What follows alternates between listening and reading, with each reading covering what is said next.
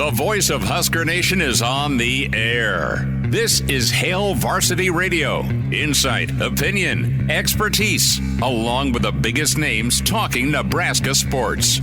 Join in with the show at 402-489-1240 or 1-800-825-5865. Now, here are your hosts, Chris Schmidt and Elijah Herbel. Welcome to it, midweek editions here at Hail Varsity Radio. We're presented by Currency. For all your equipment financing needs, go Currency.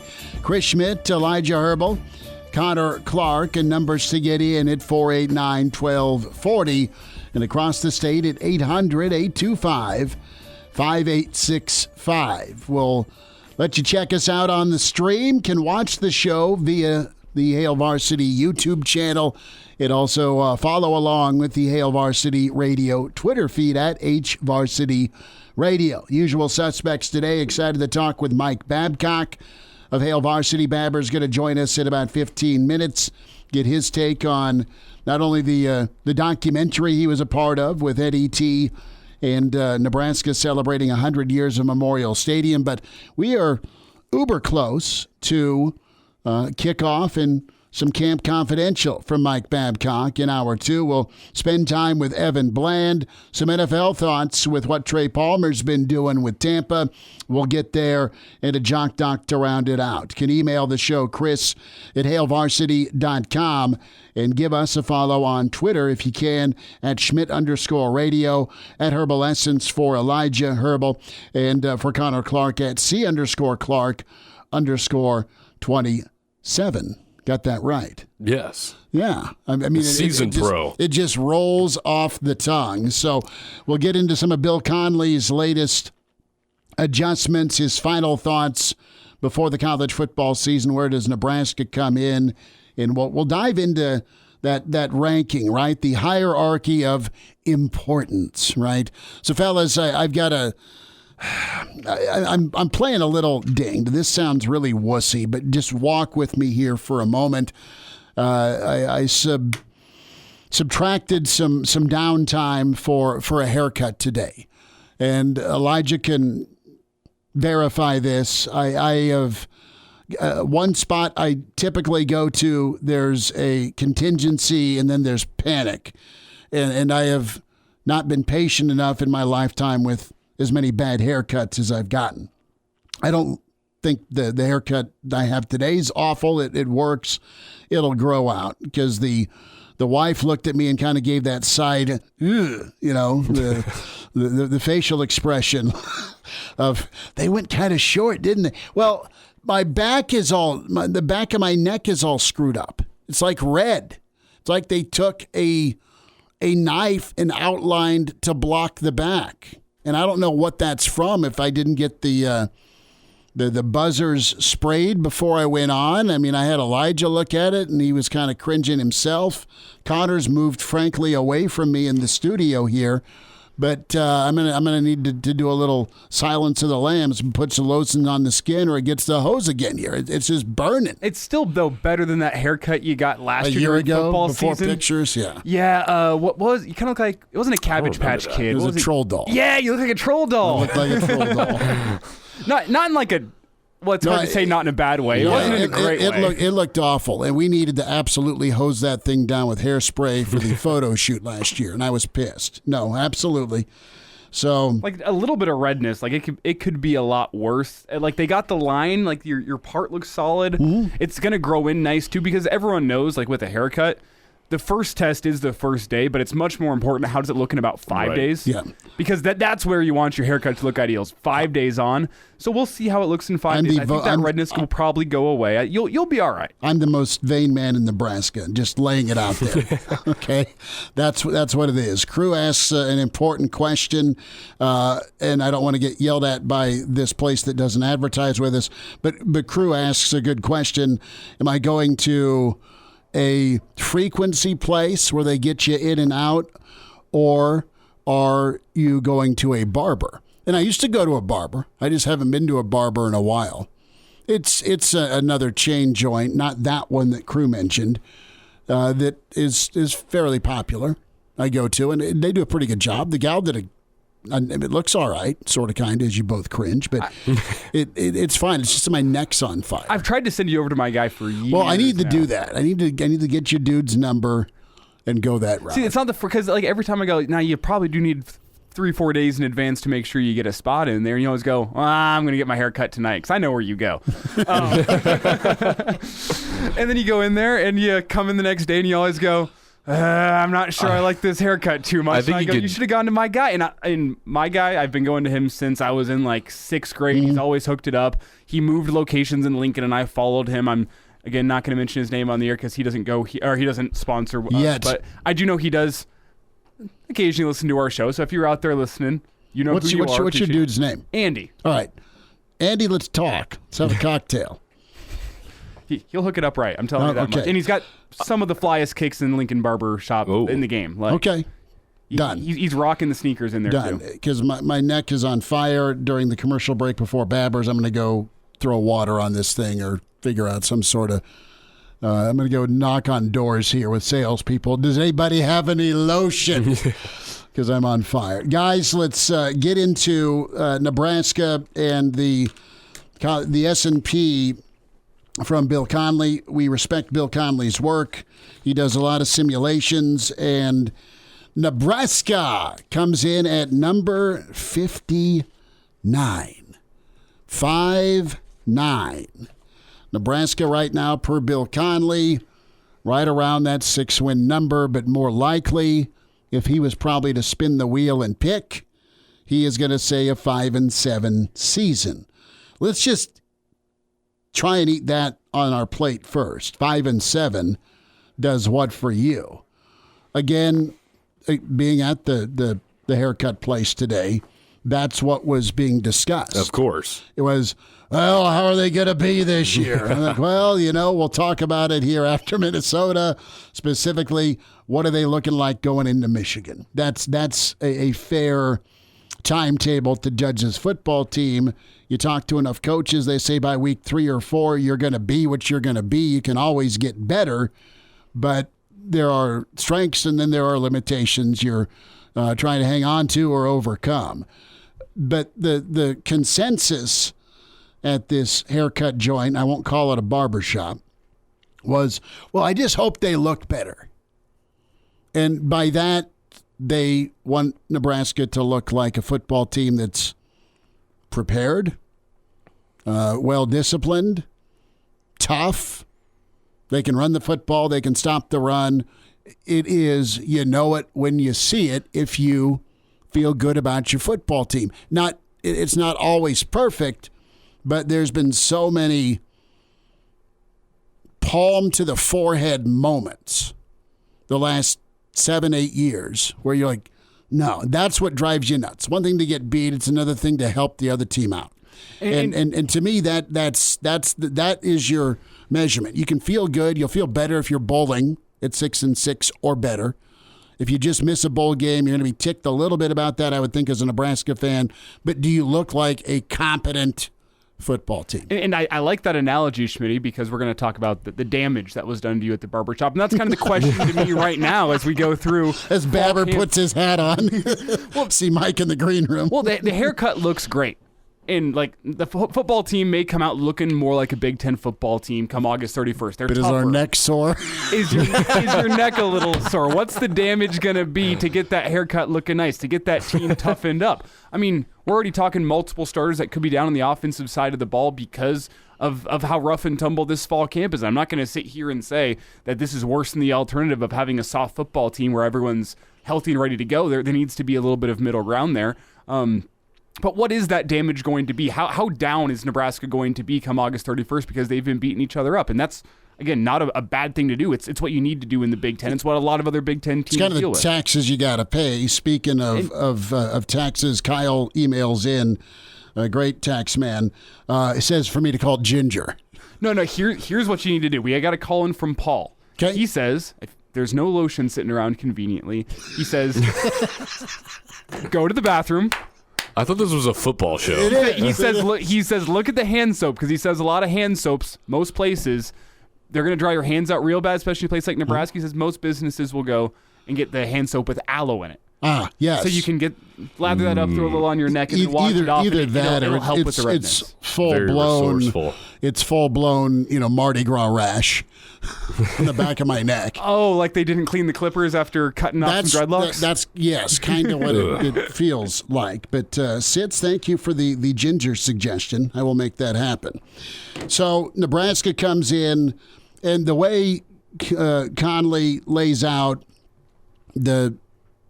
the number, right, is how are you compared to middle of the road in college football? There's teams that are better. There are teams that are worse. Your top 4 is your top 4. And Georgia is going to beat the average football team by 4+ touchdowns. So is Michigan. So is Alabama. So is Ohio State. There's your 4. And after those 4, it's still a thrashing, but it's not cover 30 and the overs. Okay, so Nebraska coming in at 59. They're a little bit above average when we talk about 133 Division I college football teams. Nebraska would beat middle of the road college football team because they're in that tier by about 4 points. You can subtract or add likely for home and away, home field advantage, road dog, that type of thing. And it really comes down to Nebraska and just the importance of tight ball games, right? We've obsessed about this for years. It's not gone Nebraska's way since the Peliti era in tight games most of the time. And that is what Nebraska is. Defensively, Nebraska is a top 40 team per Bill Conley. Offensively, Nebraska is not. Are they in the 70s? Is that right? Offensively, right around there, about 25, 26 points a ball game is what the projection is. 25.5 points per game, good for 68 in the country. Yeah, okay, so they're not quite 70, but that's not your average football point total. We get into this, and let's just look at the schedule. And it's going to be essential for Nebraska to get some coin flip games. A couple of those come home. And from a ranking standpoint for Bill Conley, you look at where teams come in. And the schedule's not, it looks easier than past years, but from this SP Plus ranking, Wisconsin's the 19th best team in the country. Minnesota's in at number 27. Iowa's at 22. You have Illinois and Maryland in the 40s. Sparty right there at 46. You have Purdue right in front of Nebraska at 58. Northwestern's at 85. Michigan's 3. And, you have Louisiana Tech, Colorado, and Northern Illinois that are garbage. Okay, they're not good. Colorado's not quite to number 90, but they could be after the TCU game. I can't believe Northwestern is in front of Colorado, if I'm being honest with you. They are. They're up 3 spots. Yeah. So you can do your math, your averages, your division there. But when we rank these games on the schedule, can Nebraska be 3-2 in September? Can Nebraska go 2-2 in October? And can Nebraska find their way to a 500 mark in November? If we're going to hover around that 6-win total, if you're flirting with 5, if you're flirting with 7, that is your range between 5 and 7. Anything above 7, and Rule is going to be hugged and kissed everywhere he goes, especially with a year one, and similar to what Bo did, going 9-4 after a tough start against some good teams. So there's so many question marks and so much newness, not necessarily with the roster per se. I mean, Anthony Grant's a 6-year running back in college football. Your offensive lines had a lot of work together, but you got a new quarterback. We're questioning what's going on at wide receiver. Not that it can't be okay, but it's going to be a difficult task. What do you get out of the Minnesota game, guys? 2 weeks from today, we fly up. We're there at the Graduate Thursday and Friday and Wednesday afternoon, assuming I, get off my plane at a decent time. So we're there loaded up for game one of the Rule era. But what do you get out of this Minnesota game? And what is all right? I think it's a tough task and a tough ask, and it's going to be a low-scoring game. Do you play well enough to win? Do you get a surprise, a bonus, and pull one off in Minneapolis on a Thursday night? And what's important to me about that game is, can Nebraska show early in the season that they're going to be able to hang with the teams that play like Big Ten teams? Physically. That's the question to me. It's not as important as a win. Whenever I look at what game, objectively speaking, is probably the most important of the year, I kind of look at that Colorado game as being more important than the Minnesota game. I know Minnesota's a conference foe, but at the same time, Nebraska's expectations this year aren't to go win the Big Ten West. It's to go make a bowl game. If you're in that conversation, awesome. That's a big plus. But if Nebraska doesn't go and win the Big Ten West, I don't think any Husker fan is going to sit back and be disappointed. No, but you can't be right there with Northwestern, or dare you say below. Our dear friend Grant Wistrom had so much fun talking to him yesterday. Says it's the worst haircut ever. Lloyd Christmas would be proud. Thank you, Grant, for that. I should just go and do what you and Jason did. Just shave it. Just shave it all. We're going to have to get Mike's take on what he thinks the most important game of the year is here in just a second, as Mike Babcock's waiting by in the green room, because I think you can make arguments for about 4 different games on this There's schedule. a lot of swing, and we'll get to it. Can join us at 489-1240. We'll get to some of your calls, some emails. It's not quite the Lloyd Christmas, Grant. Babbers is coming up. Mr. Husker Football at MD Babs on Twitter. Babbers on the way with Hail Varsity. And now, back to Hail Varsity Radio. Thanks for all the input on the hair care. Keep the comments coming in the stream. Hail Varsity YouTube channel. Mr. Husker Football, Mike Babcock with us at MD Babs on Twitter's where you find him. And hopefully you watched him Sunday night with the Memorial Stadium documentary celebrating 100 years. Babbers, great stuff and perspective there. And you laid out the blue that Nebraska had to wear game 1 against Oklahoma because Boomer Sooner said, well, we're just bringing the home jerseys.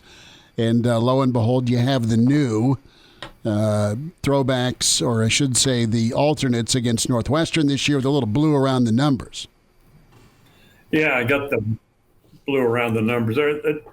I hear Chris's voice, but I'm looking at the picture there, and that haircut doesn't look like Chris. You are just you're gonna go Royal Rumble on me here and jump off the top rope with a steel chair, Babbers, aren't you? No, it looks good, Chris. Yeah, I don't know. Well, wife and the kid's girlfriend like, oh, what the hell happened to you? Well, for all we know, the barber who cut your hair may have just been listening. Oh, dude, she was hungover. She was absolutely hungover at 11 o'clock. Well, maybe she's just a very, very big fan of Ace Ventura: Pet Detective and didn't like the end of the show yesterday. Yes, yeah, I know. That was a bad take. We just had to call her in. Kendall calls in and says, yeah, does Schmidty not know his differences between movies? I was sitting here yesterday confused absolutely as hell, do. too. I know. And I was, we were going over the film, and and that was brutal. We got the laser pointer on Schmidt. We do. Dumb and Dumber and Ace Ventura. Wistrom hates my hair. That's okay. I'll take that as a compliment. Mike, let's get into Nebraska here. And we were talking about Bill Conley's SP Plus and where Nebraska comes out about 3.5, 4 points better than your run-of-the-mill college football team. And do you foresee par for the course here in the Big Ten, just a number of close games this year for Nebraska? Yeah, I think so. And I think ratings like Conley's are more difficult for teams with new coaches. Sure. When somebody's coming in and you're changing the system and everything. So, it makes sense to me that Nebraska would be about a little bit better than midway through that group of schools that you're evaluating, programs that you're evaluating there. But it's really difficult to say what's going to happen, and that's why I keep saying that to me the most significant game. I sound like a coach here, but it's the Minnesota game. Sure. I'm not saying that necessarily that Nebraska has to win that game, but Nebraska has to be very competitive in that game and be in a position where it can win the game. And from what I've seen and heard from Matt Rule and his coaches and the players that have been made available, I think that he's created the kind of cohesion that he's looking for. And I think Nebraska can be a team to be dealt with. I'm not sure that I think you're right when you're talking 6-6 or 7-5. To me, that's reasonable. Mm-hmm. But again, it's difficult to say with a new coach and a new system and everything. So let's see what happens in that first game. I really think that could be a pivotal game. And when you talk about wins and losses, I think it's a pivotal game in that. Mike, where does the first game of the year rank whenever you compare it to past seasons? Because you think back to 2021, that Illinois game on the road, supposed to be in Ireland. We all thought that's going to be really important. This is a team that you should beat. And if you don't beat them, it's going to be a long season for you. And I think the same can be said about last year with Northwestern. These are teams, based on paper, you should be able to beat. And to get your season started in the right way, you have to get it done. Where does Nebraska's opener against Minnesota rank whenever you compare them to the past couple of years in terms of importance? I think it's like those games. Elijah, I think that Nebraska go into it, and now look at the ratings, look at Connolly's ratings, and Minnesota has the advantage, obviously, because Minnesota is higher there. But and it's at Minnesota. That's the thing. That's a factor as well. But I think it's significant in the same sense that those games were, that Nebraska plays well and has an opportunity. Maybe Nebraska comes away with a win there. If Nebraska can win that first game, and then, I sound like a coach, I guess, but game by game, Colorado, you get that one. Looks like you should get that one.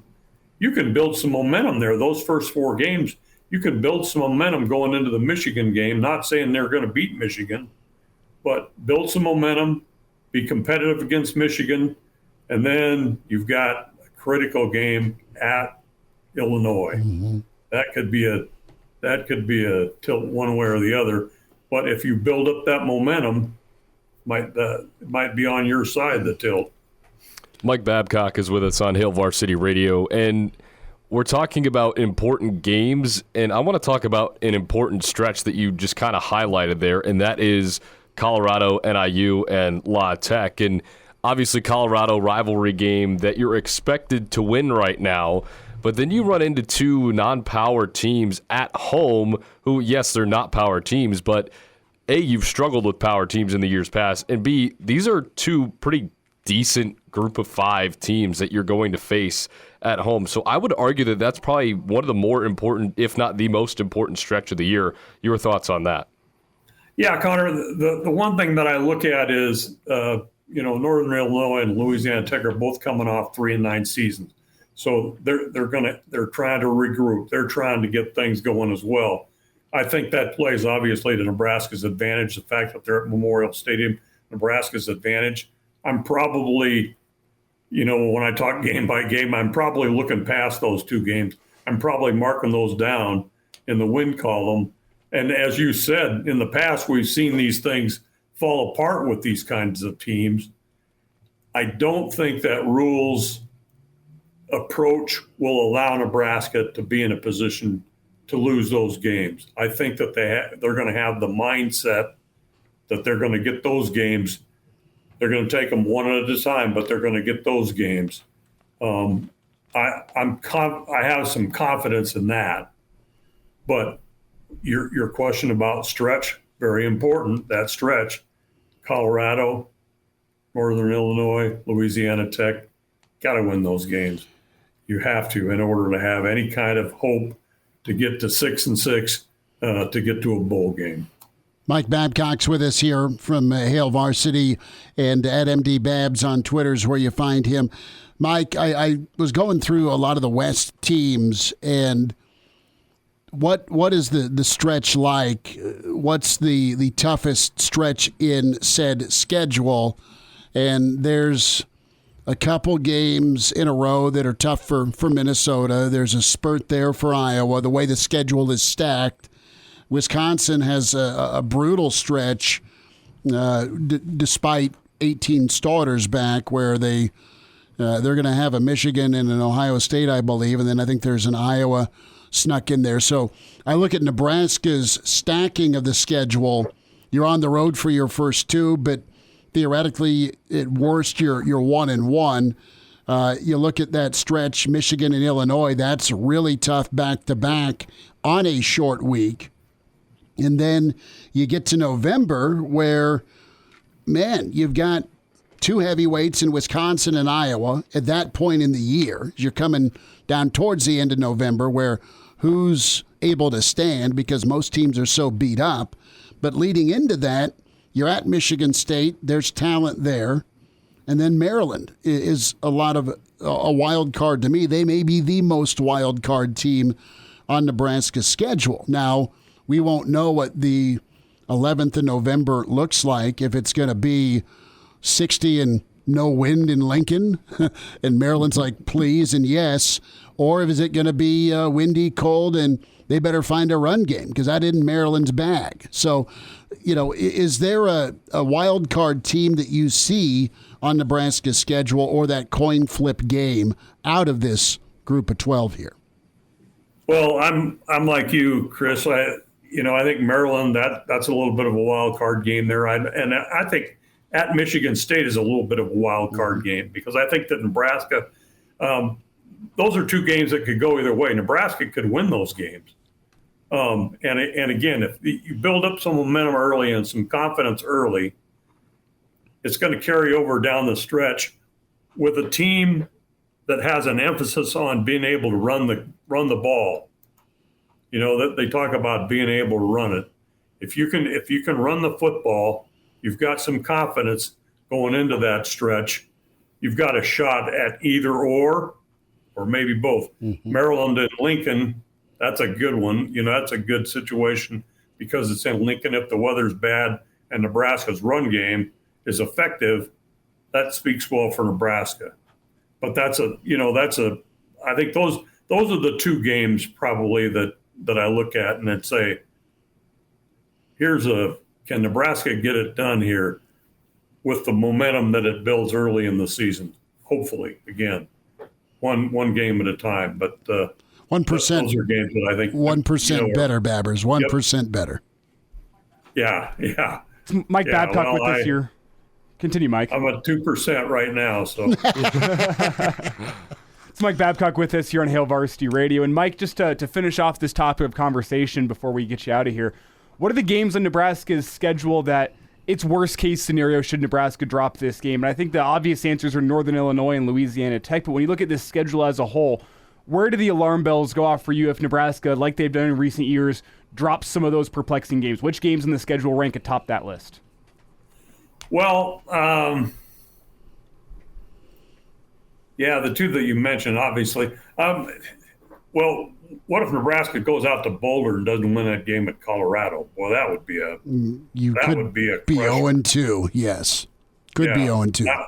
That would be a crusher right there.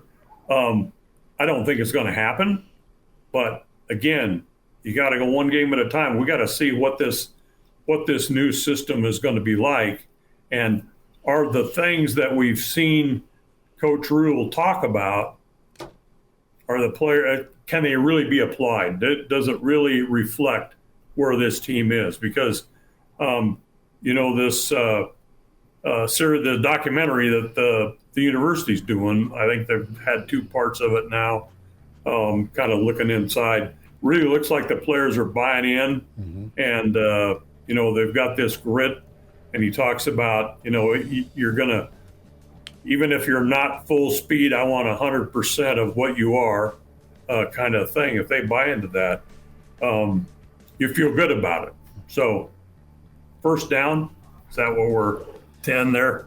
Hang on, Mike. We'll let you finish your thought. Rambling. No, you're good. Hang on. Mike Babcock continues with us here on Hail Varsity. And now, back to Hail Varsity Radio. Little overtime with Mike Babcock at MD Babs on Twitter. Babbers in his football office. And Mike, you were touching and wrapping up on just kind of the stack of the schedule, and we hit a lot on wild cards. Before we get you out, and thanks for hanging an extra couple of minutes, how about just the significance of getting that first win for a coach when they start in Lincoln. You were there for Tom. You saw Bob do it. And then things got a little funky early in the Callahan era with the loss to Southern Miss. That really jolted some folks. The Hail Mary against BYU for Coach Riley. And then things were all sorts of messy for Frosty with the Mother Nature inserting herself, and then the Buffs the following week. So you want to get off on the right foot, specifically with your home opener, and that hasn't gone the right way for the last two coaches. Yeah, well, it will go the right way for Coach Rule. I'm pretty convinced of that. And, again, that Minnesota game is so important. And, another game like the Minnesota game then becomes the Illinois game, the game after Michigan. Mm-hmm. How does the team respond there? Those are probably the two that I look at going into it because and again, it's easier for me because I'm not the coach and I'm not players and I'm not responsible, but I can make assumptions. So I'm giving Nebraska those 3 wins in there: Colorado, Northern Illinois, and Louisiana Tech. And I'm not giving them Michigan. So it's I'm big looking of at Minnesota. How does that go? And how does it go with Illinois? I like it. Mike, we'll get caught up again closer to kickoff. Thanks for the time today, bud. Thanks for having me, guys. Appreciate you. There he is, Mike Babcock with us at MD Babs. Always love talking with him. And he got in there with a little bit of the elbow on the haircut. I like what Brennan chimes in. Brennan from the Black Hills, dear friend of the show. And Elijah, you touched on it with those early season week zeros that Nebraska was faced with. Ireland a year ago, Illinois for the Pig Farmers debut with Coach Bielema. And this, I don't disagree with Brennan because this does have pretty high profile. It's 2 guys that cut their teeth in the MAC before moving to the AAC with Temple. And yeah, I mean, it's Fleck and Rule. They're both really good motivators, really good developers. And it's another road adventure for Nebraska in Big Ten play to start the year. And this one's a Thursday. First time since Nebraska took on Okie State on the road in that 95 season. And what I'll say about the Minnesota game, kind of getting back to Mike's point, is I think importance, if Nebraska wins that game, is huge. Bigger than the importance of Northwestern Illinois. The momentum it can give you in year one as a head coach. But on the flip side, I think if you lose that game, you're not losing all that much. It's a low risk, high reward type game for Nebraska. How do you go out? Yeah, how do you look in a loss would be a big discussion here. But if Nebraska starts the year 0-1, you have 3 winnable games coming up to build some momentum before the real test, Michigan, comes to town at the end of September. I don't see the Minnesota game as important as Illinois or as important as Northwestern, simply for that fact of whenever Nebraska lost to Illinois and whenever Nebraska lost to Northwestern the past 2 years, you could feel Husker Nation as a whole deflate. It was soul-sucking. Husker Nation deflated because you had that moment where you thought, oh, it's not different this year. A whole offseason of talking about how things had changed last offseason. New offensive coordinator, new schemes. It's going to be a different looking offense. New quarterback in town. And then you go lose to Northwestern in the same old ways you lost before, and it was deflating because you knew it's not getting better. That being said, if Nebraska loses to Minnesota, I don't think the air gets sucked out of Husker Nation. You sit back and you say, man, that was tough, but that was a hard first game anyway. It was always going to be hard for Matt Rule. The real test is next week against Colorado, against another first-year head coach that's building up from a bigger basement than where Nebraska has been over the past couple of seasons. I don't think Minnesota, I don't want to sit here and call it unimportant because the ramifications if you win that game are huge. But the pressure's off you if you're Nebraska to go win that football game because you have 3 great chances to go win a football game after that Minnesota game. And if you lose, so what? On to the next one.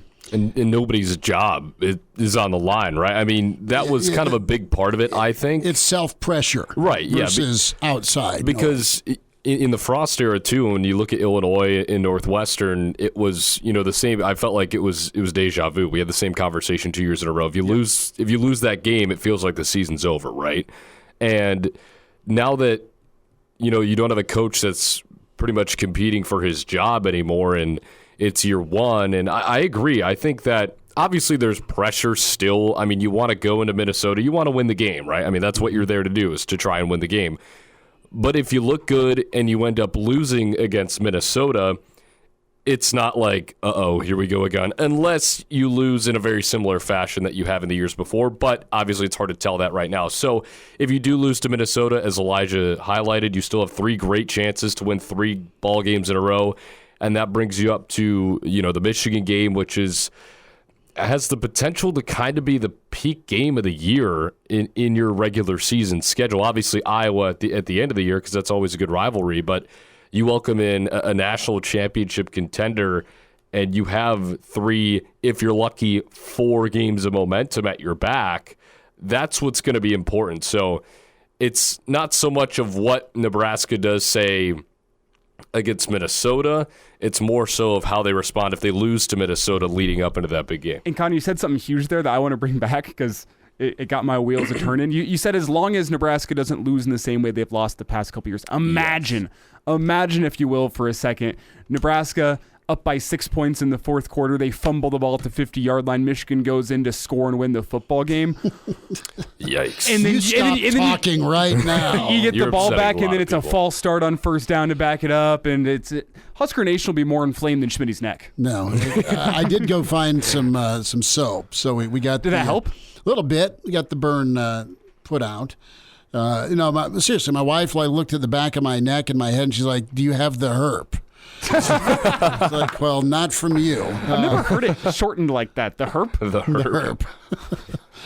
She has all sorts of slang terms as a nurse. The herp. The herp. Do you have the herp? No, dear. Put that on a shirt. I don't. Moonbot7 chimes in. Anything outside a win against Minnesota it'll be hard to tell if we're improved, unless it's a 20-point loss, of course. But then we might be in trouble. Listen, we started this conversation with the most important as the theme, and I'm still doubling down that you guys have made great points. Cruz, the herp's not fun. It itches. I think Minnesota, because of the opportunity, is still number one for me. I still think it's as important as there is, because of presumably where both teams are at, developmental programs. Technically, on paper, you're supposed to be better talent-wise. Mm-hmm. It's always been an execution and in some past years a toughness thing against Minnesota. Is that now equal? The Illinois game that Babbers and you guys have touched on. That one's going to be huge. Is a monster response game on a short week. Yeah. And then, listen, you need to be able to take down Purdue and Maryland at home. Easier said than done. And Iowa could be getting you to postseason with a win. And now, back to Hail Varsity Radio. One final time this hour, Evan Bland, 10 minutes away from the Omaha World Herald. Good story from him on Anthony Grant. We'll continue talking SP Plus as Nebraska comes in right under 6 wins with Bill Conley. Some coin flip games, some games Nebraska's decidedly underdog. Nebraska comes in ranked as the 59th team in the country. A little bit better on defense, a top 40 unit. That's the projection, just shy of 70 offensively. And you've got some unknowns to try and project with quarterback play and offensive line, a new coordinator, a new system. Hey, the offense could be much better.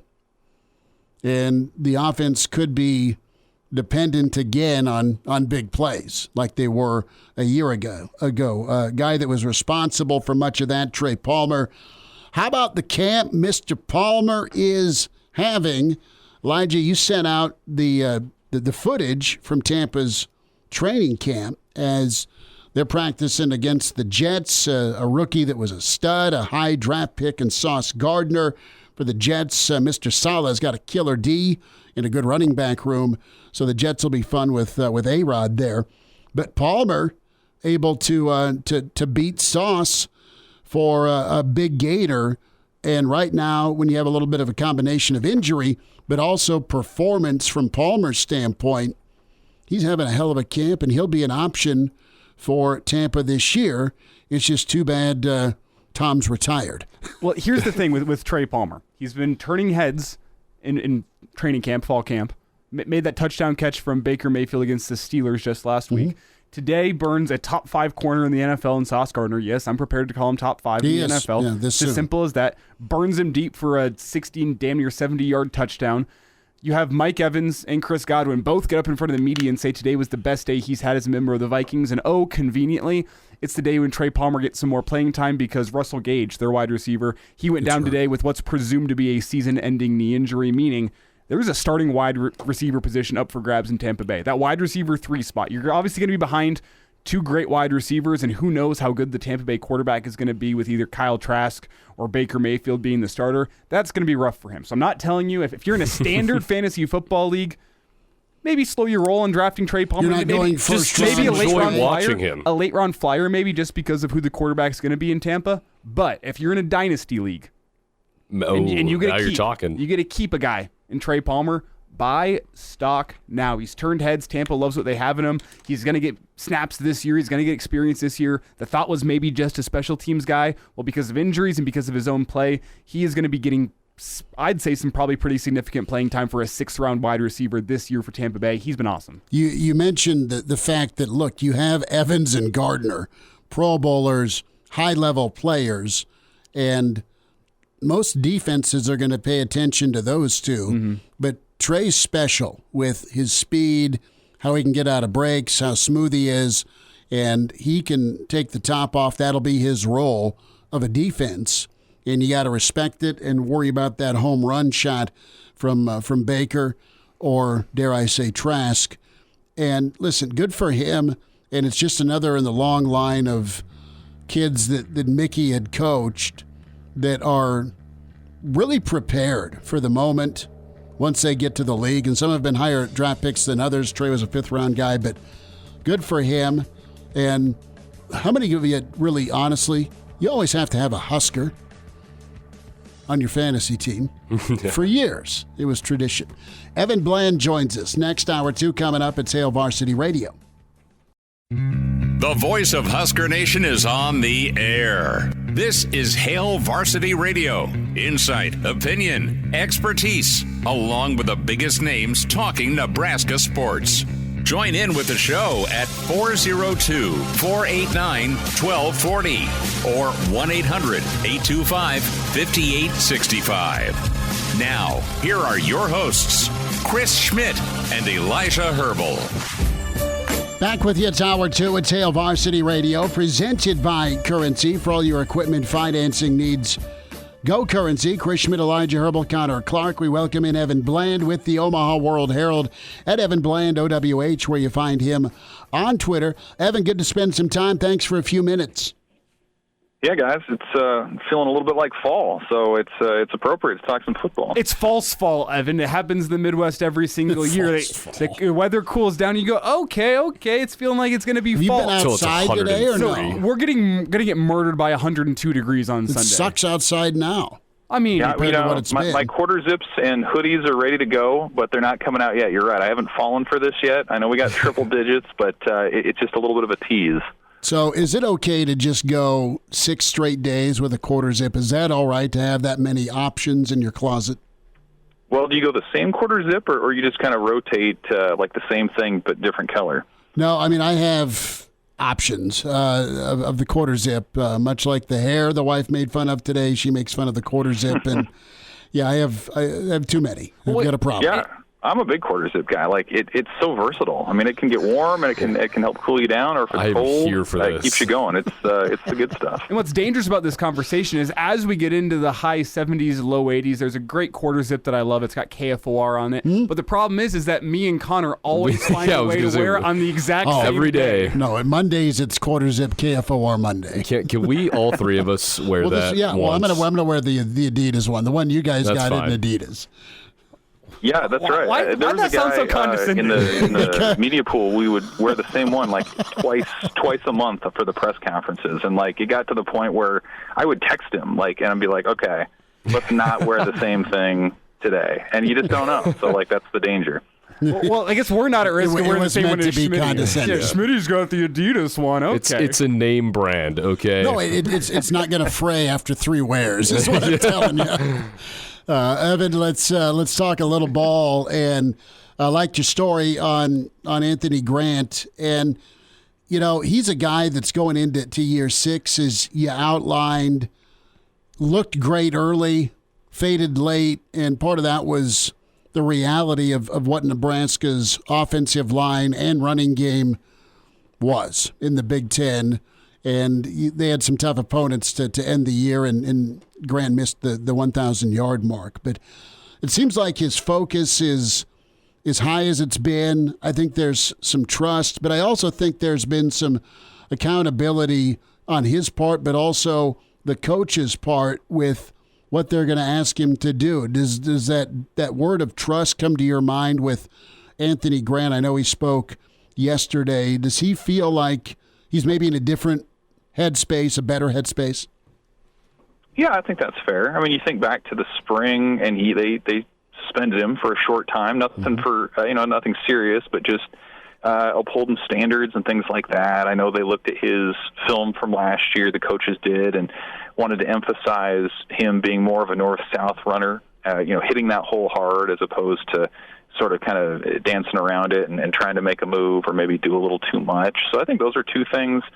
You think back to how his season at Nebraska went last year when he started so hot. He had the big run against Northwestern, a big game against North Dakota. He was triple digits in terms of rushing yards, I think 5 times in that first half. And it just kind of looked like he wore down late in the season, first time through the Big Ten grind. Obviously, he had a lot of carries, I think more than 70% of the workload in terms of running back carries. So, yeah, I mean, I think this is a place now where he's found some stability.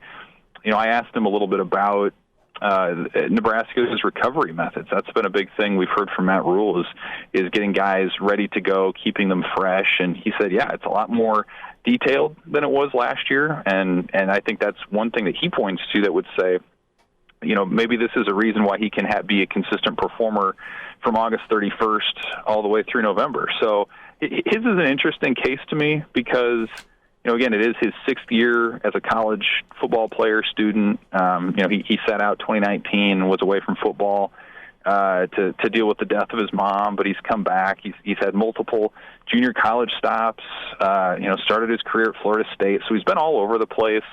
And it just feels like he's in a environment now at Nebraska where he's being invested in. It does feel like he's in a good headspace, and quietly is a guy I think who could contend again with the Gabe Irvins and Ramir Johnsons and Emmett Johnsons of the world to be a significant piece of this running back room here this fall.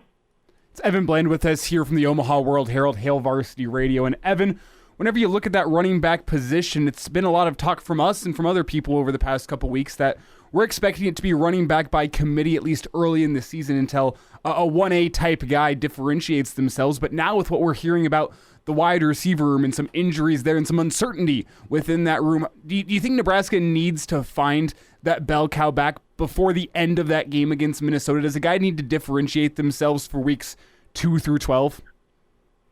Well, I mean, ideally, you do find a guy who's the guy and can carry a heavy load and do it well, but I think that's probably unrealistic. And we've heard Nebraska coaches say, too, like they believe they are going to run the ball to a volume that's going to require more than one guy to carry that load. So, I think Anthony Grant's a great example. When he was the guy last year and he had his moments, but he, physically wore down a little bit in the second half, and the numbers and his output would bear that out. So, yes, you want that dominant guy, but I think at the same time, Matt Rule's gone out of his way multiple times this fall to say how happy he is with that group and how deep it is. I think he had the line that they could play winning football with the 5th string guy in that group right now.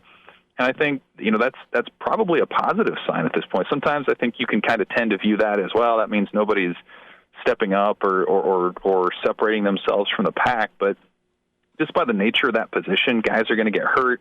You're going to get worn down. So if you can go from, again, Anthony Grant to Gabe Ervin to Ramir Johnson and Emmett Johnson, who's really showed out early, I think that's probably a plus. And then you add in what you're talking about with the receiver depth or apparent lack thereof.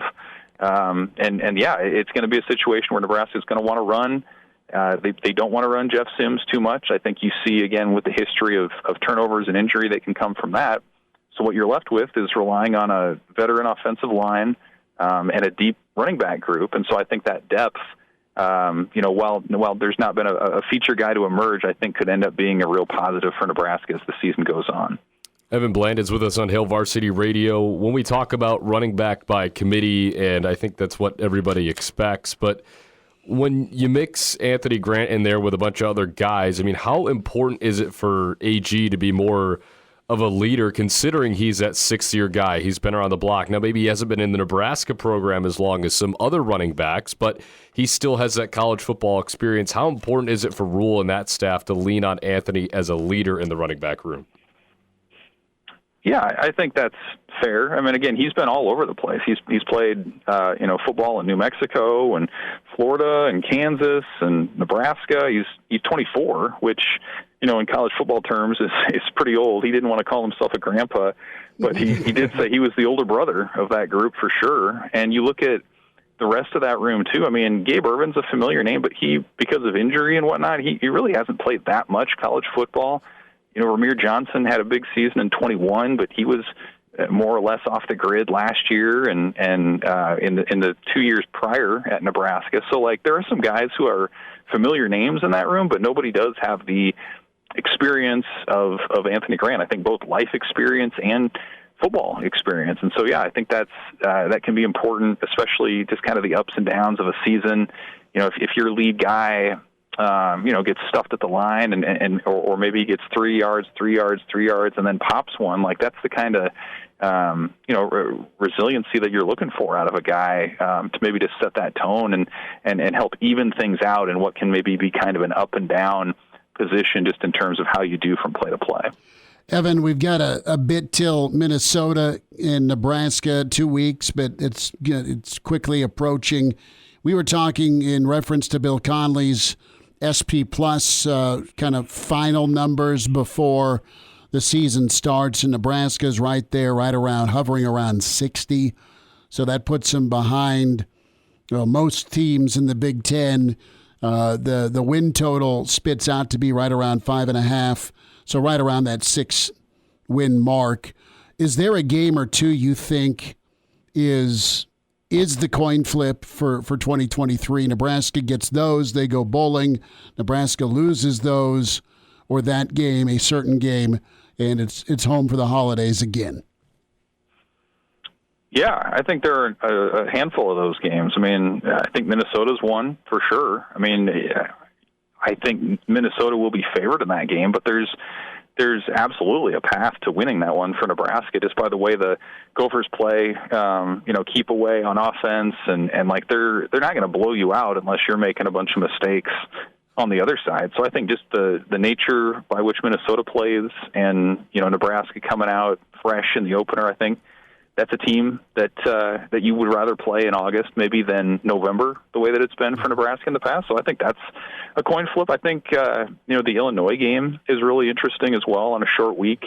That'll be really fascinating coming off of the Michigan game. However, taxing that is emotionally or physically to be able to get back up and hit the road on a short week and play at Illinois, which is another really physical team and by projections right about where Nebraska is in the West right now. So I think that one's pretty interesting. And then, I would put kind of the Maryland and Purdue games sort of in the same boat where you're talking about home games against teams that, you don't really know what they have. I think Maryland tends to start faster than they've finished through the years, at least recently. So that's one that you feel like you probably should take care of. And then Purdue, who knows exactly what they're going to be like. I know Hudson Card, their quarterback, is impressed in the fall, but you have a new head coach, a lot of new personnel there too. So I think those are, 4 games right there that you could absolutely make a case one way or the other that those things go, and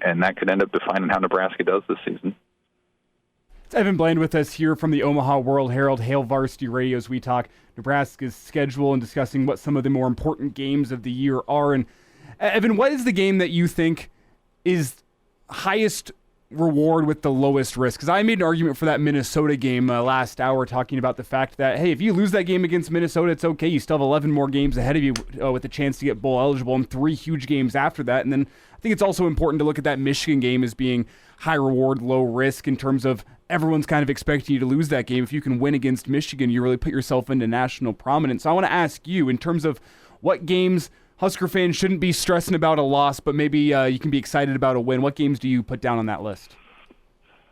Yeah, Michigan's the one that comes to mind for me for sure. I mean, you look at their schedule, they don't leave their home for the first month of the year. They're going to be big favorites in all 4 of those games, so very likely they're going to be a top 5, top 3 maybe team coming to Lincoln.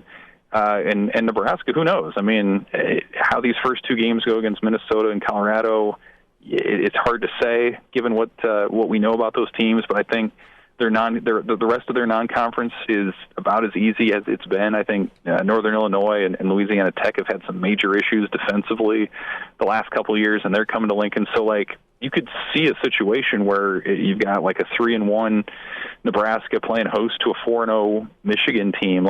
That's compelling stuff. That would be really interesting. And to your point, nobody's expecting Nebraska to win that game, but maybe you have sort of a 2021 scenario there where they play it close and you're able to build some confidence no matter what that result ends up being. But it will certainly be different, I would expect, from what we saw in Ann Arbor between those teams last year. And then, yeah, I would agree. I think Minnesota's the other one where, if you can go and win that thing on the road to start the Matt Rule era, look out, hype train.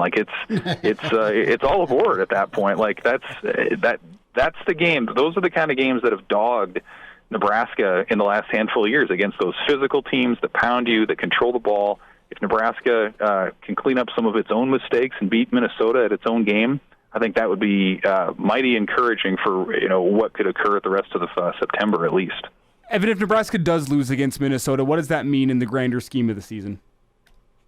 Well, we'll see how it happens, right? If it's really ugly and they get blown out, you're probably gonna have to wipe that out and start from scratch. But if it's close and Nebraska's able to run the ball some, or maybe the defensive line shows out and some guys step up, I think you can absolutely still build on that. And you go to Colorado the next week, which is essentially an expansion team when you're talking about 50 to 60 new people, players on that roster, and then you still have absolute opportunity to build momentum with those 2 home games in the non-conference. So I still think, you lose that game, you learn from it.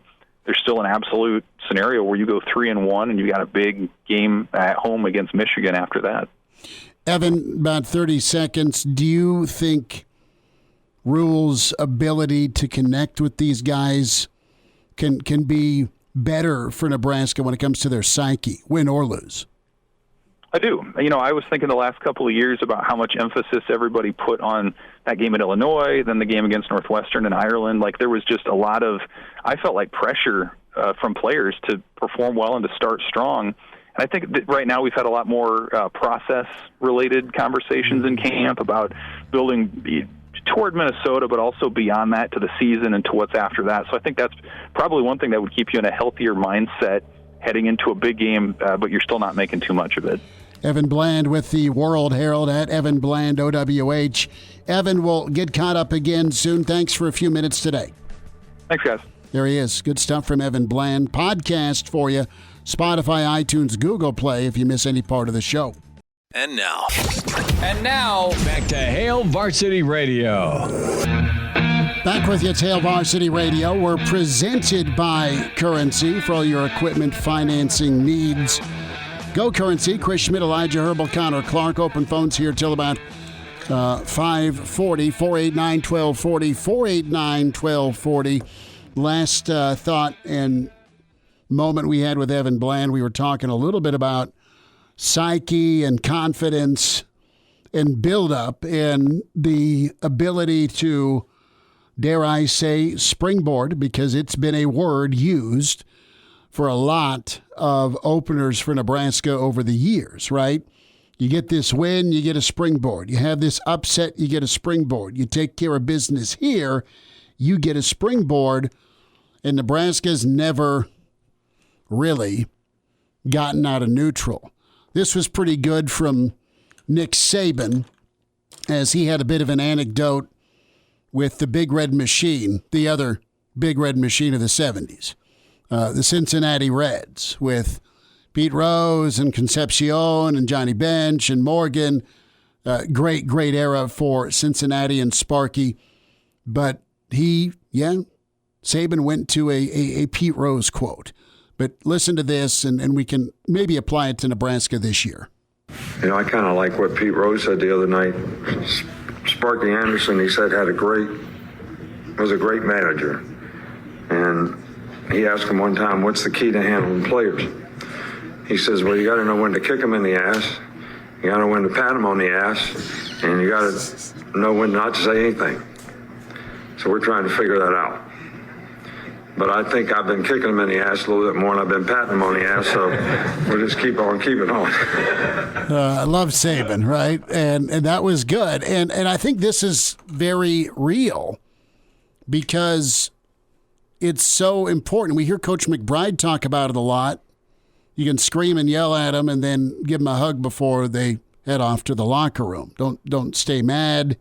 Let them know you care about them. And I think that is a monster emphasis from Coach Rule. And does it translate to the field?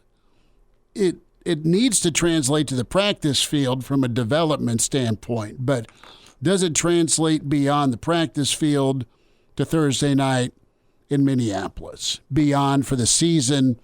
And that's one thing that Rule's done in his career is genuinely connect with kids, care about them, get them better, coach them hard, but also get them prepared. And how much patting versus kicking has been done. And I think he's got a pretty good balance. I'd love to know, I'd love to see it, how much butt kicking he's had to do.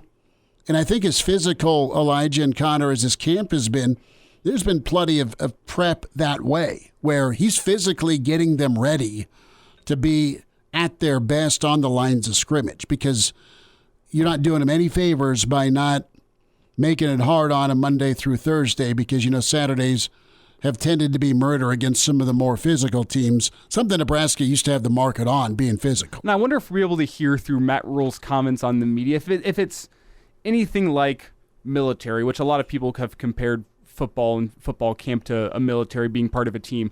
And you hear from military boot camp all the time. It's about tearing a guy down to the foundation, then building them back up how you like to build them back up. And that's an analogy we've used with Matt Rule and the entire Husker football program as a whole, is how much teardown was going to be required before he could begin building back up. And that was kind of the question with what can be done in year one under Matt Rule. Well, I wonder the same thing with the guys in the team, as you say. I mean, Saban's way of saying it is kicking him in the ass and then patting him on the ass. I kind of like the military, where you're building them down and then building them back up. At what point does Matt Rule begin building this team back up? Have we already seen that? Is that why Matt Rule gets in front of the media yesterday and says, well, I wasn't as disappointed with the offense as it may have sounded like following practice on Saturday. It was mostly procedural stuff. Those guys are doing well on the field. Is that now knowing you're just under 2 weeks out from Minnesota, is this your point now where you say, it's time to start building them back up for game one because we've been doing too much kicking in the ass through the first 2 weeks of fall camp? I think twofold. One, he's backing off of what could be perceived as criticism or confidence shaking. We don't know. I mean, what not to get too, let's lay on a leather couch and go shrink mode here. We don't know truly how fragile 2023's group is. We don't know if there's PTSD from last season or 2 years ago or 3 years ago or whatever the case may be. We do know this is a football team and program that's not delivered in tight moments.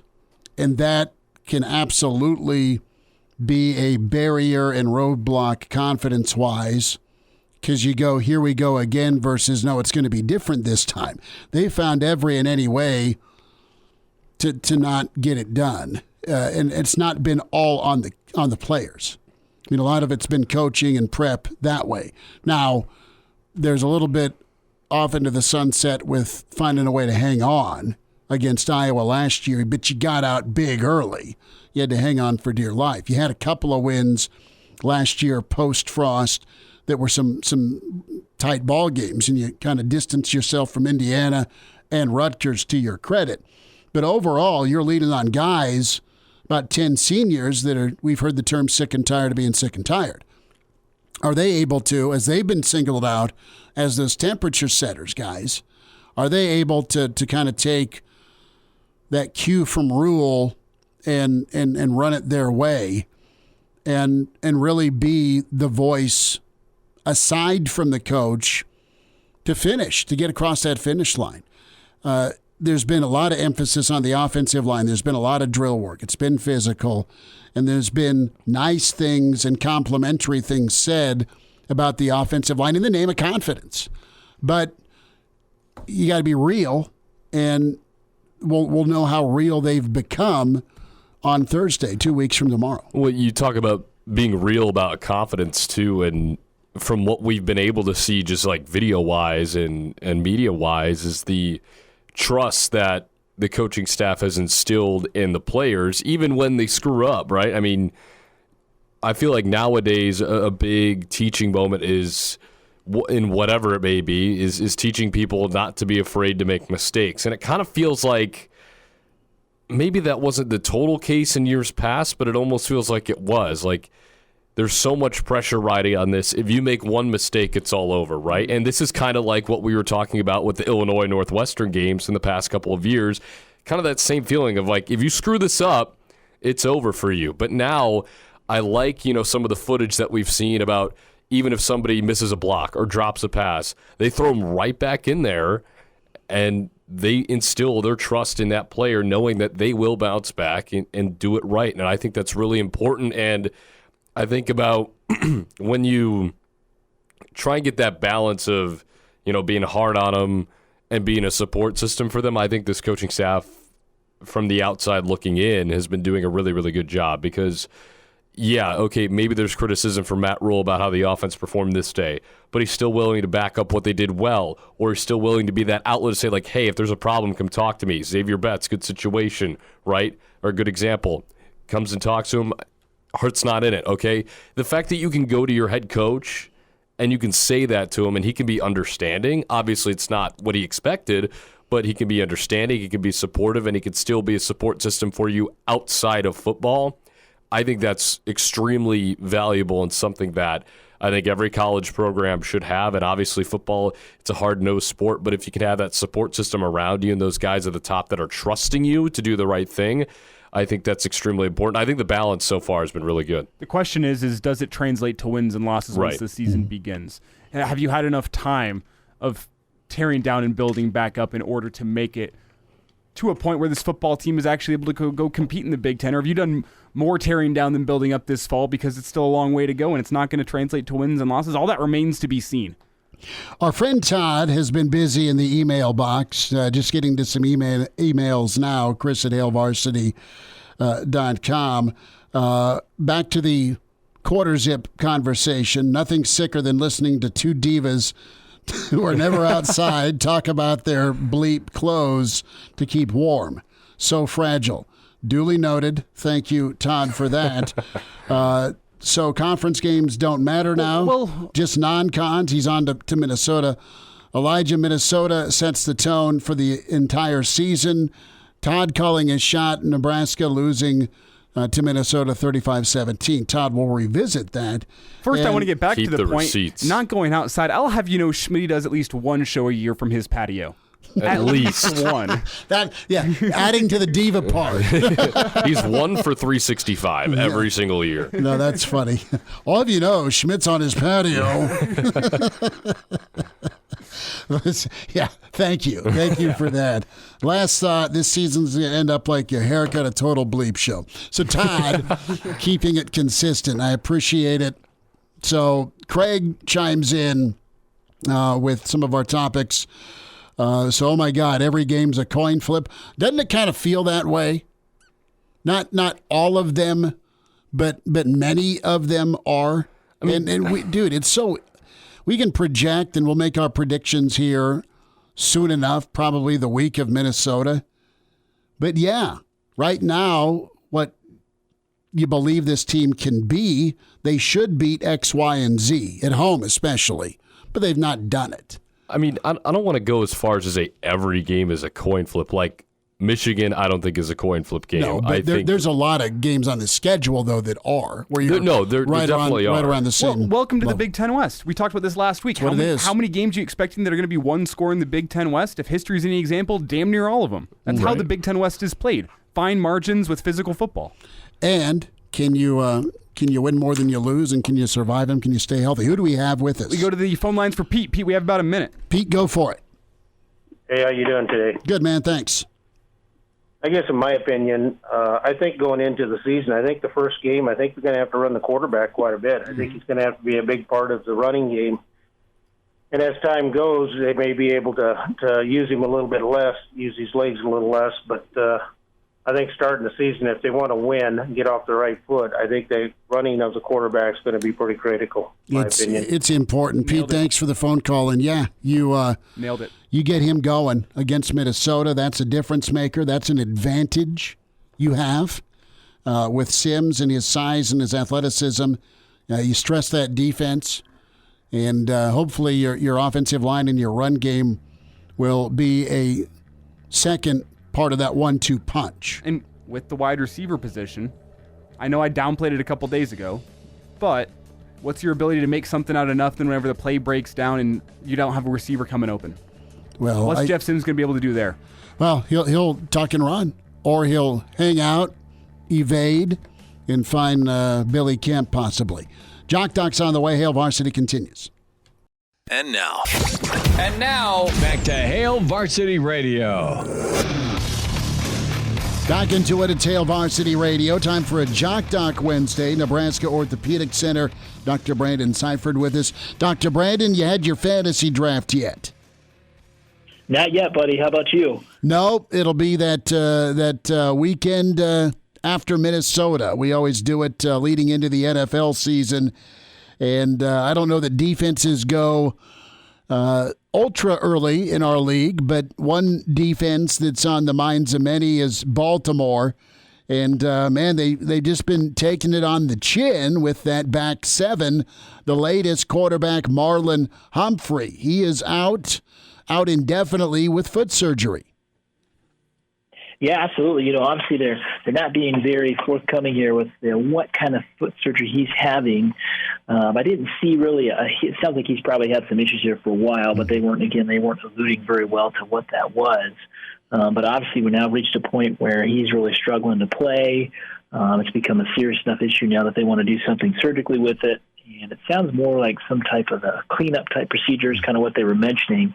So as we're discussing him, it'll be more kind of very speculative at this point as to what the injury exactly is and what type of procedure they're going to do. But as we think about common, kind of procedures that, allow people to play and then kind of reach what they're going to do, essentially it sounds like kind of a cleanup on it. We can kind of speculate on what those types of things are.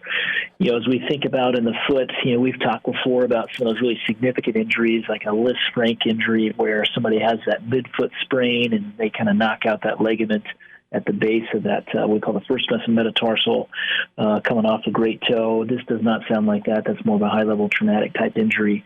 But if you're thinking more a cleanup, you could even transition over to like the ankle side of things. There's a couple of tendons to the outside of your ankle called peroneal tendons. They run on the outside, that ball portion on the outside of your ankle. Those can be problematic. Patients can have some tearing in those, and that tearing can actually extend as you go down around that outside portion of your ankle called the lateral malleolus, which is kind of the bump that's on the outside of your ankle. As those tendons kind of round that corner, they can have some tearing in those, and that would be a possibility for him in this scenario based on kind of what they're describing. You can also have issues where one of those tendons hooks into the back part of that we call fifth metatarsal. That's the bone on the outside of the foot that also could be problematic. And then just in the foot in general, there's a lot of areas in the foot that can have kind of little extra, what we call ossicles, little extra bone spurs, and extra bony prominence. And it's quite common to have to go in and take those off. Those little areas typically are where a tendon would attach. And so you think about a super high-level athlete with all the repetitive things that they do, it's pretty easy to have, kind of a chronic tendonitis turn into where you form some calcification in the area. And that may be the scenario we're dealing with here. Dr. Brandon Seifert's with us, Nebraska Orthopedic Center at Jock Doc Wednesday. So a couple of things here with Coach John Harbaugh's report. One, not a long-term injury, so that's good. That doesn't sound like there's going to be a plate and screws put in the foot. And when we talk about what led up to this, lingering, that term was used. Is it common, or what type of procedure can somebody have done if they're dealing with chronic turf toe? Is there a surgery to help correct the turf toe? Yeah, the good question there. So the turf toe, it can be a deal where if they've had a chronic turf toe issue, you develop this basically kind of some either laxity or instability on the base of that first, what we call first metatarsal. So think about just anatomically here where we're talking about that great toe. As you kind of feel down your great toe to kind of the pad underneath your great toe, we call that the first metatarsal joint. There's a really, really thick ligamentous structure. There's multiple ones of these kind of below that joint that acts as kind of the plate to it. Plantar plate is what we call it. And as you go into that moment where that great toe really gets pushed back, kind of a hyperdorsiflexion moment is what we call it, you stretch that plate, you can tear that plate. And as a result of that, it takes a pretty significant amount of force to do that. That force also gets transferred into the joint itself. And so that great toe joint that's there, you can damage the cartilage. Patients can develop some arthritis there, some bone chips, cartilage chips in the area. So that also could be a possibility here, too, is maybe a cleanup on some of the bone spurs there. There's even another term out there called hallux rigidus, which is essentially where you'll form a bone spur kind of at that same joint but on the top side, and patients will have this kind of click or pop when they basically bring that toe up into what we call that dorsiflexion moment. And that also is a possibility. We go into a cleanup on that and basically kind of knock off that bone spur there, and that's another possibility for him. It's Dr. Brandon Seifert with us here at Jock Doc Wednesday on Hail Varsity Radio. And Dr. Brandon, there's plenty of possibilities here, obviously. You're the expert, but I think that Schmidty and I, the first place our mind goes is turf toe, because it's a 1 month recovery, and it kind of makes you ask the question, well, why wouldn't you get this done before training camp if it's a lingering injury? Whenever you think about turf toe, a lot of times that carries over between seasons where you take the 6 months off during the off season, you feel better, you come back for training camp, and turf toe rears its ugly head again. I mean, what do you just make of the fact that they didn't get this done before the season started, before training camp started? You'd assume Marlon Humphrey thought he was good to go, but now a couple weeks into training camp, you sit back and go, you know what? I need to take the first month of the season off because I need to get this done. Either that or let me get the hell out of training camp. Well, the Dion move. It's actually a really great point. That is the question. It's why are we here having this discussion now, when if this is in fact, as kind of listening to how they're talking about this, it sounds like it might be somewhat of a chronic issue. Why not take care of this at the end of the season last year? So it's kind of interesting why that is the case. A bit hard to kind of speculate on that without knowing too many specifics. But yeah, I would ask that question: why are we here now thinking about it? Which then I would defer to what Schmidty just said. Is this a training camp exit strategy? Maybe, perhaps. Dr. Brandon is with us on Hail Varsity Radio. About 90 seconds here, Doctor. And how do you take measures to prevent this from happening again? Because you're already missing training camp. The last thing you want is to miss a couple of games because of this. Yeah, and a great question, without knowing the specifics of what it is, it's hard to, talk extensively about preventative stuff. But when you have a scenario, at that level, you really do have a pretty good feel for how that is at the end of the season. And so in some ways it kind of boils down to, what kind of medical opinion do you receive? So you have this issue going on at the end of the season, or sometime during the off season. There's so many of these, medical providers, high-level sports medicine people involved with these teams that, he would have had to have seen somebody along the way.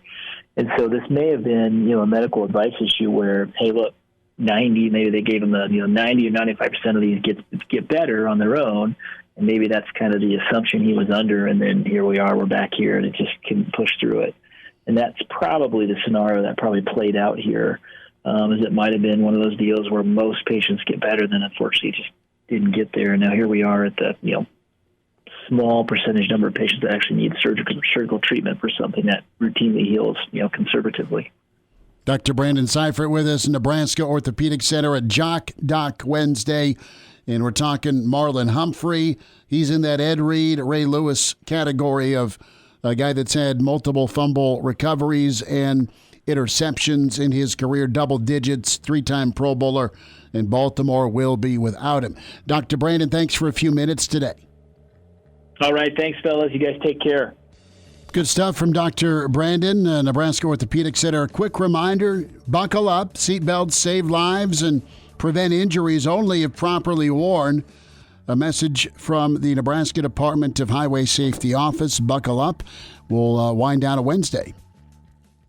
And now, back to Hail Varsity Radio. One final time on a Wednesday, Hail Varsity Radio presented by Currency. For all your equipment financing needs, go Currency. Chris Schmidt, Elijah Herbel, Connor Clark. Give us a find on Twitter at Schmidt_radio and Herbal Essence and at C_Clark_27. Steven chimes in on Twitter, guessing former Husker Austin Allen would like Matt Rule's offense. Guessing yes. I'm guessing Matt Rule would like having Austin Allen here to throw the jump ball to. Man, why would you say something so bold? You think that Matt Rule would want a 6'10" tight end to throw the ball to? Or as in good point from Steven. Yeah, it'd be nice to have another guy that blocks the sun to throw the football to. But a lot of buzz this week with Thomas Fidone. Good comments from him yesterday. He will no doubt be an option for Nebraska. We just got to see how guys heal up between now and Minnesota week. Presumably, you're going to get into Minnesota prep next week after that final scrimmage, or that next scrimmage, not final, but that next scrimmage Saturday for Nebraska, and start gearing up, figuring out who's available, Elijah, who's not, and at what point can guys that have been missing time, because there's a few guys when they get back. The good news is you got Neary back on the interior. You got Piper. You've got Scott, and you've got two guys that have played a lot of tackle for the offensive line. So that's good.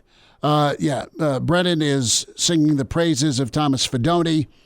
He'll be nice. You got Borkacher that's big time, and don't forget you got Bonner as that H-back option as well. So maybe a little early 20-teens Stanford tribute from what Harbaugh did with Ertz and company in those three tight ends.